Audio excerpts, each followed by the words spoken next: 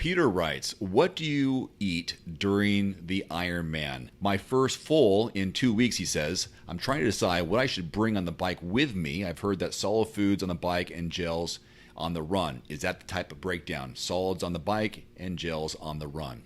Go ahead. All right, Peter, great question. And, when I first read this was from an actual group, Facebook group that I'm in. I'm like, you have an Ironman in 2 weeks and you don't know your nutrition plan yet.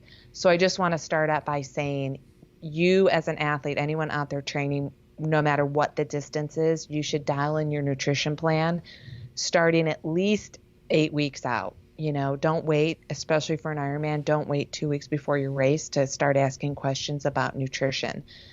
So it's all relative to the person.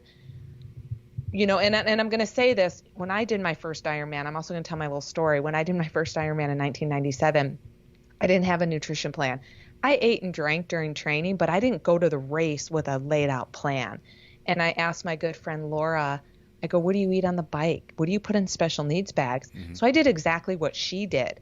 And I tried everything new on race day. It happened to work for me, but I don't recommend it. And so over the years, I've done bars on the bike. I used to be a power bar specific sponsored athlete. I liked power bars. And then I did just gels, goos back then, and then moved to power gels and Gatorade on the run.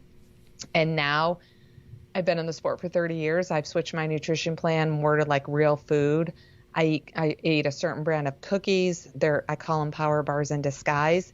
I don't do gels. On the run, I actually do pretzels, Gatorade, and water, and that works for me. And then on the bike, I do Gatorade, water, and I do these Larry and Lenny cookies. Something I've tried in training. It works for me. I like it. I do it race day. So we have some nutrition guides, videos that Dave put together on the Endurance Hour YouTube channel for sprint, Olympic, half, and full. They're just descriptions that Dr. Stacy Sims has laid out, and those are worth checking out to help you out. Now, going back to saying that you want to have your plan maybe dialed in, or at least better start talking about it 8 weeks before your full distance Ironman. Is that just to get it on paper? Is that to start experimenting and practicing with it during the training so it's not a surprise? Why 8 weeks versus 2 weeks if it's just knowing the information? You want to make sure you practice it in training so you know how you tolerate it. Is it going to give you any GI distress, gut distress? Is it going to be enough energy? Again, we have these guidelines out there, eat between 60 and 90 grams of carbohydrate, drink anywhere between 10 ounces and 40 ounces of water. I mean, there's big ranges of recommendations. And so it's important for each athlete to find, number one, what they like to eat. You don't want to just eat bars and gels because that's what most people do. If you don't like them, you're not going to eat them. So you want to find something you like, and you want to test it out on your gut at Ironman specific intensity, Ironman specific environment, terrain, weather, so you know how you handle it and you make sure you have it on hand race day. We're going to talk about things that people have tried on race day that have worked and not worked. Back to the food, what have you had success with that you still have success with now? Or maybe it worked before, but not so much now. And what are some of the varieties or examples of things that you've tried over the years? So I pretty much have a gut of steel, an iron gut, and I can pretty much tolerate most things. I am a plant-based athlete now, so I don't do any dairy, or I won't have any bars or gels or any energy products with dairy in it. But for the most part, I've always pretty much been successful on what I've eaten, except chocolate or berry gels or goos.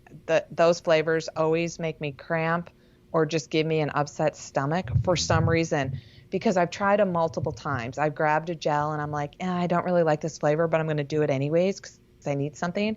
And then immediately, I get a cramp or just some sour stomach. So those have not worked well for me, and I know that, so I stay away from them for sure.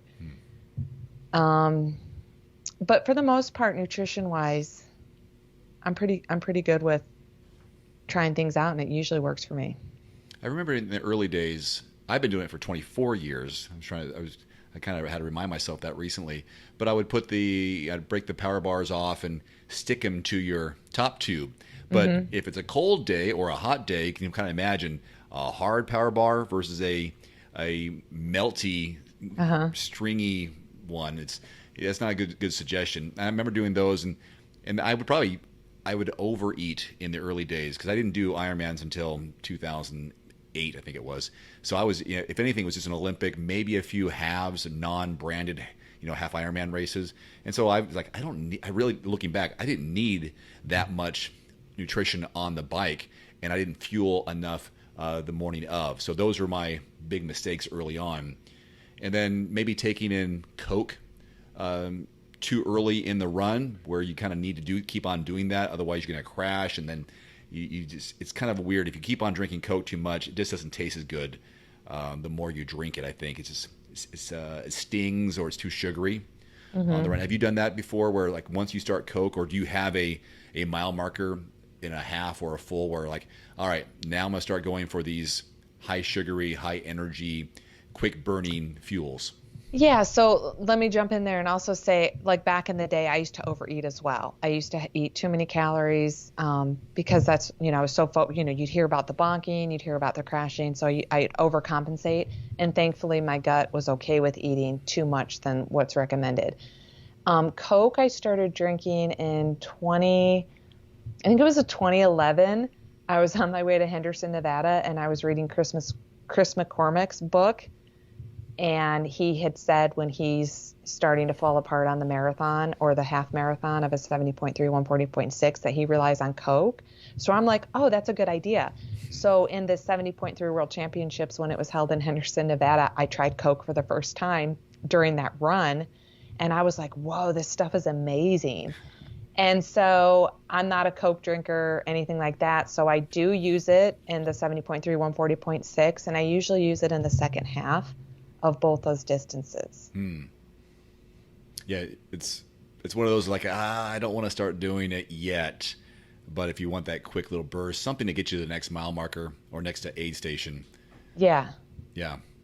But you've always talked about being intuitive. If whatever your body says it wants, go for it. If it's pretzels, if it's candy, if it's whatever, a banana, go with what your body says, because it's saying, this is what I crave. I need this right now. Absolutely. And I also want to say is, again, the common theme, don't try anything new race day except. And I say this because I've tried a lot of nutrition new on race day, because if you train a lot, sometimes you get kind of sick of the nutrition you've been training with. So you get to race day and you're like, oh my God, that's the last thing I want to put in my body right now, because I've trained with it too much. Yeah. And so I've tossed out my planned nutrition gels and goos and bars, and I've just taken whatever's offered on the aid stations, and it's worked for me. So sometimes if you go off track of what you have planned from a nutrition hydration perspective, you need nutrition and hydration. So that doesn't mean you just stop eating and drinking. It just means that you just have to try plan B, plan C, plan X, Y, and Z, and keep yourself fueled as best you can.